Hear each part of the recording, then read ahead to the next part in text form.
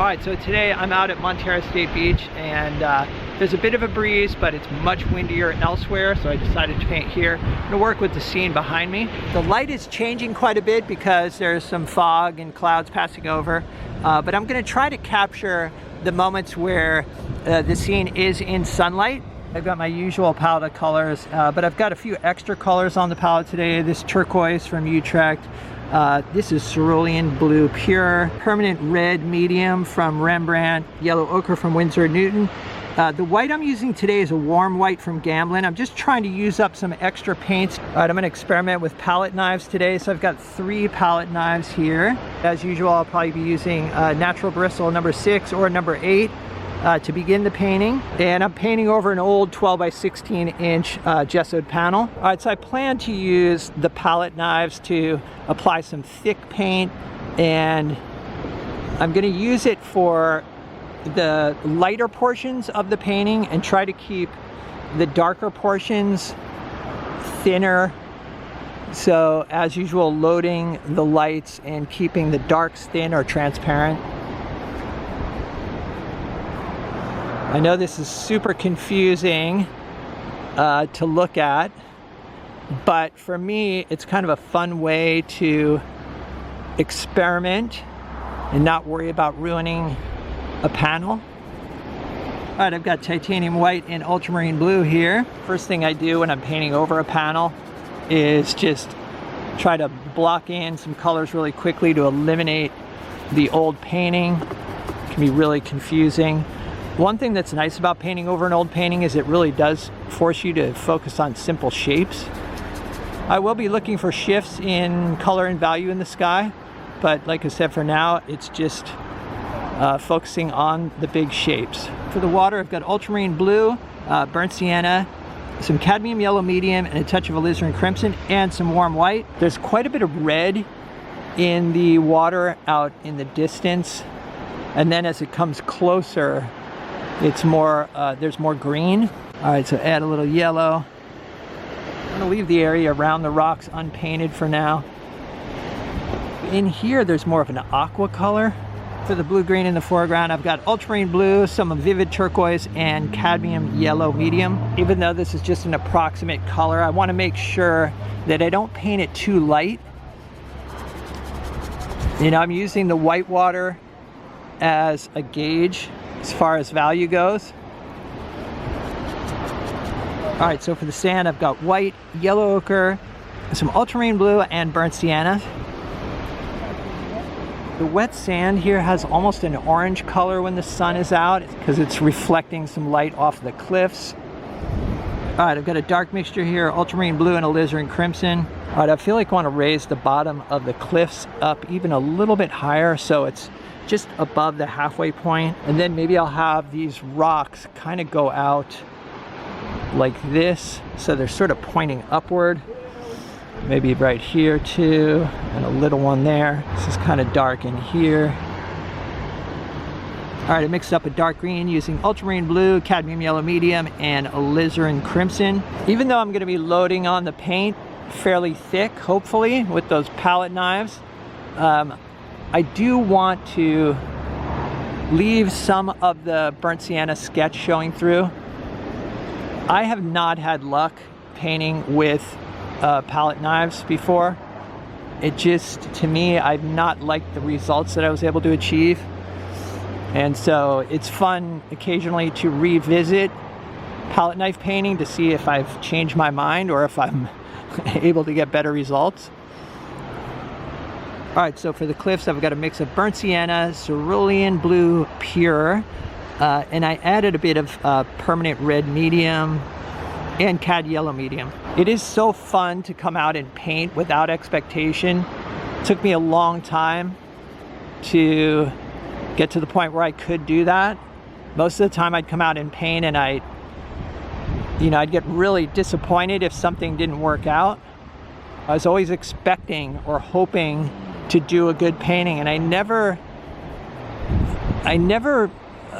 just allowed myself to play around. Maybe sometimes, but not often enough, that's for sure. All right, I want this to come down a little lower right here. Maybe a little color on some of these rocks. Now I need to fill in this area with some of the lighter green mixture. There will be white water in here too. Let's see, maybe have some water kind of coming like that. All right, I think I want the horizon just a touch higher. Something like that. Like I said, once I've got these big shapes in place, then I can start refining the colors. All right, I'm squeezing out some titanium white because I do want a cooler white to work with as well. I'm going to apply a little bit of this titanium white out here just to help in judging values. So that's my lightest light. And I'll be adding more waves, but for now, that'll help me out when I determine how dark to make the sky or the surrounding water. All right, I've used my palette knife to mix up a variety of blues for the sky. This one's ultramarine blue and titanium white with a bit of burnt sienna. This mixture here is the warm white with phthalo blue and a bit of burnt sienna. And this one's just titanium white and cerulean blue pure. This is where the fun begins. Tell you one thing, you do have to mix up quite a bit of paint when you're using a palette knife. A lot more paint. I figure I'll start with the darkest blue up at the top and then work my way down. All right, next I think I'll go with the cerulean pure mixture. All right, that's maybe a little lighter in value than I was hoping for, but I think that'll be all right. I could have even mixed up more. So far, this knife seems to be working pretty well. I wasn't even sure which knife to use, but I figure this one will apply quite a bit of paint pretty quickly. All right, and finally this mixture here. This has got the phthalo in it. I might have to use a brush for the line along the horizon.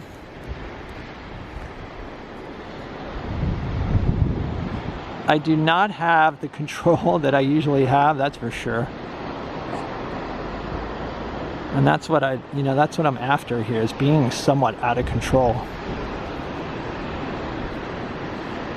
If the compositional idea is a good one, it should work, even if the paint is applied by somebody who doesn't know what they're doing. Okay, I've also got this knife here. Maybe I'll try to change some of the direction. I feel like it's good just to experiment with all these different tools and see what they do. I'm trying to use more paint this time. This is ultramarine blue, titanium white, and yellow ochre and some alizarin crimson. This is a pretty chunky mix right here. Okay. I do have a straight edge for the horizon if I need it.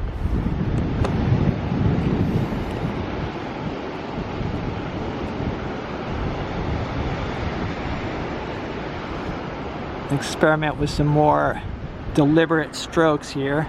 All right, I stepped back and the value's a little bit too dark, so I'm lightening it up just by adding some titanium white. Not even sure if this is going to work.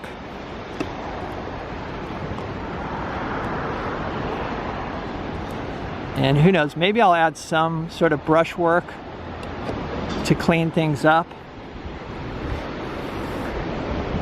As I said, I've so little experience using a palette knife that I'm not even sure. I don't even know anything about palette knife technique at all. But I do like to just jump into things and see what I can figure out on my own. Okay, I'm going to use this knife here for some of the dark in the rocks. There's sort of a dark area. No, it's not dark enough. Okay, I got a dark here using ultramarine blue, alizarin crimson, and some gray mixture I just picked up off the palette. I am going to apply some thick dark passages after all. Might as well just go full palette knife on this. Maybe I'll change the shape of this rock a little bit. Right here, there's kind of a cave almost. Got another green mixture here using ultramarine blue, cadmium yellow medium, and some permanent red medium and alizarin crimson. It's also kind of fun doing something challenging like this and filming it. That really adds to the out of control factor. All right, there's some green coming down like this. Mixing up kind of an orange color here using permanent red medium and cad yellow medium. And I'm gonna mix it into this green here. I wanna add some warmer passages. Okay, that's not showing up that much. I'm wondering what'll happen if I just go directly with some red onto these grassy areas here. All right, I've got a cooler green here using cerulean pure. I feel like if I apply the strokes with intention or confidence, maybe I'll get away with it. All right, I'm kind of losing control of my mixes as far as keeping track of what's in there. I'm just grabbing off of my palette, so bear with me. A little bit warmer here. Maybe I'll leave some of the panel, some of the previous painting showing through, or the scrub in at least. All right, I got a mixture here of yellow ochre and warm white. I think that might be too light because that's kind of competing with the white water. So I'm gonna add more yellow ochre to it, squinting at the subject, looking for the lightest lights. And I'm still thinking of composition. Added a bit of permanent red to the mix. See how I like that. I'm not sure if I'm gonna like that or not. I'll definitely add some warmth. All right, just grabbed a bunch of darks here. I'm not even being particular about the color, just more the value. But the color is okay, actually. All right, I'm gonna lighten it up with some of this yellow ochre mixture. All right, so there's some beautiful blue greens out around these rocks. There's some white water too, which I'll be adding. I'm also seeing bits of purple out in the water. My mixes are definitely kind of a mess. I want to leave some of this warm color from the scrub in coming through. This may be a bit too red, we'll see.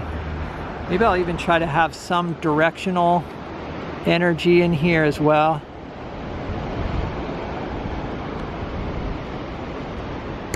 Something like that. Oh, this is... There we go.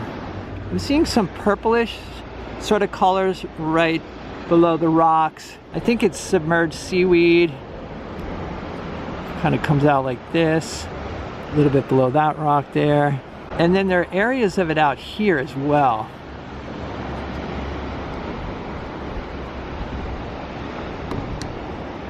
Maybe I'll have... Okay, now we got to think.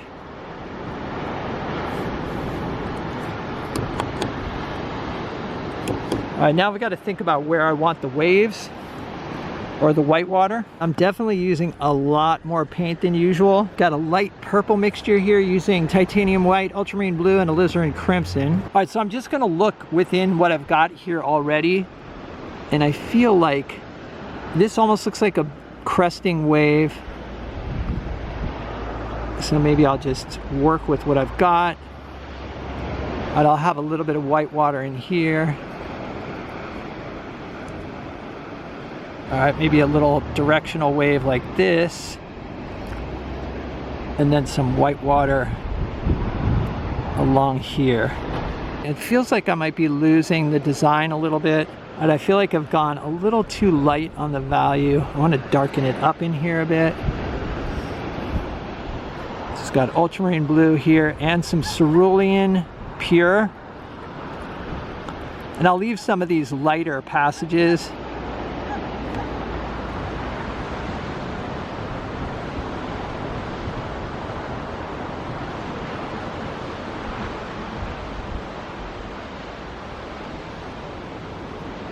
All right, so here's what I finished up with. To be honest, I'm not sure how I feel about this painting. There are things I really like about it. I do like the thick paint. I do like the saturation. It just looks different from my normal work, so I think I need to live with it for a while and just see how I feel over time. Like I said, there's some things I really do like about it. I like with the palette knife how you can put so much paint on, much more than you can with a brush. This painting was completely done with palette knives. I didn't use a brush after doing the initial scrub in, and almost all of the initial scrub in has been covered. So I ended up using the palette knife even for the dark. So the whole thing is basically frosted like a cake. There's no areas that have not been painted with a palette knife. All right, and I'll get up close so you can see the texture. All right, so one of the things I'm thinking about is, does the palette knife help recreate the lived experience? As I've mentioned before, that's sort of what I'm going for with my plein air paintings, is I'm trying to replicate the experience or share the experience of standing in front of a beautiful scene. So the question is, does the palette knife help me communicate that? And I think that it does to a certain extent. What I'd like to try to do is maybe incorporate the palette knife in a brush painting, you know, a painting that's primarily brush work, or just kind of experiment with that balance. But in any case, I had a great time with this. I will be honest, at first I felt completely out of control, but as I progressed through the painting, it did become a little bit more comfortable. So I feel like I may discover other things about the palette knife if I keep going with this. Anyway, let me know what you guys think in the comments. Hope you guys enjoyed the video. If you'd like to see some extra videos and help support the channel, there's a Patreon link down below. It is the Patreon support that helps keep me making these videos, and it's much appreciated. So if you're interested, check it out. Other than that, stay creative, and I'll see you guys in the next video.